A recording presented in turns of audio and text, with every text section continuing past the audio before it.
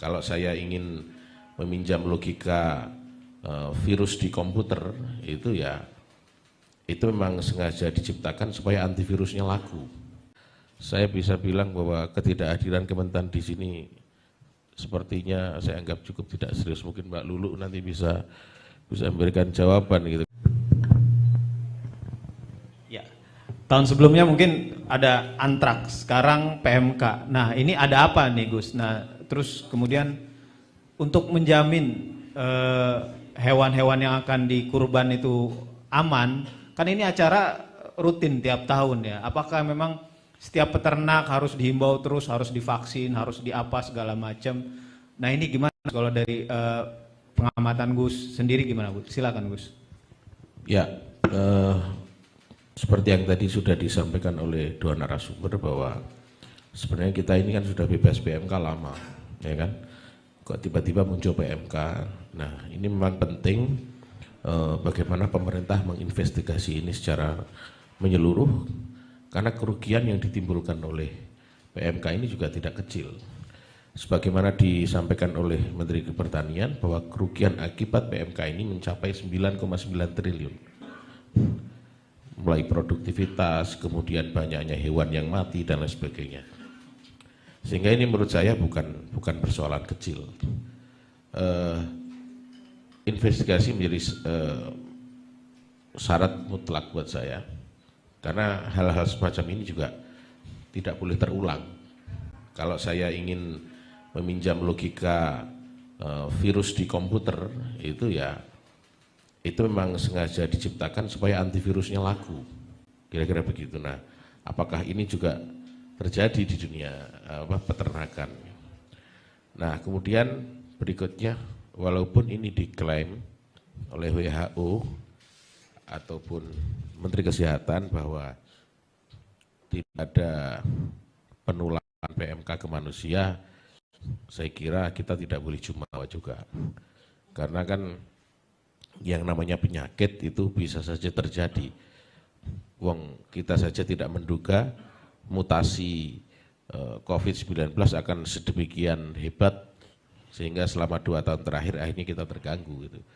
Sehingga secara bersama-sama seluruh stakeholder, di sini ada Kementerian Pertanian, ada Kementerian Kesehatan, saya kira harus bekerja sama dengan baik. Dan sebenarnya saya menyayangkan hari ini kok Kementerian Pertanian tidak hadir gitu. Padahal Kementerian Pertanian lah yang menjadi eksekutor di lapangan. Dan saya juga ingin menghimbau kepada masyarakat untuk bagaimana ketika di musim kurban ini, apalagi ini juga masih pandemi, masih belum dicabut, walaupun sudah mulai melandai, untuk tetap memperhatikan protokol kesehatan. Kemudian memotong hewan kurban itu juga bisa dilakukan di tempat-tempat yang relatif aman ya.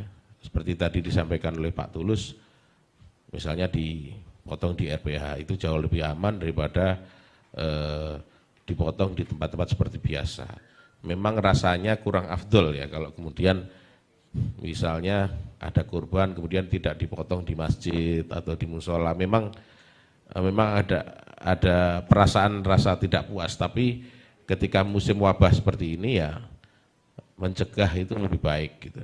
Dan ketika misalnya ada hewan-hewan ternak yang terkonfirmasi atau terinfeksi PMK, saya kira itu harus dimusnahkan ya, harus dimusnahkan karena itu pasti akan menjadi sumber.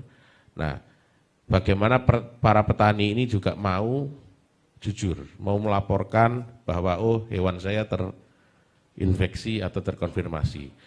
Namun itu juga harus diimbangi dengan kesiapan pemerintah, bagaimana apakah pemerintah mau memberikan kompensasi, apakah itu penuh atau bagaimana, saya kira bisa difikirkan. Meskipun ini juga saya kira butuh anggaran yang tidak kecil, namun ini akan menjadi lebih nyaman ya, nyaman buat kita semua ketika pemerintah betul-betul hadir dan menjamin semua ini bisa berjalan dengan baik, sehingga tidak ada masyarakat yang dirugikan akibat PMK ini, baik itu sebagai konsumen maupun sebagai pelaku gitu.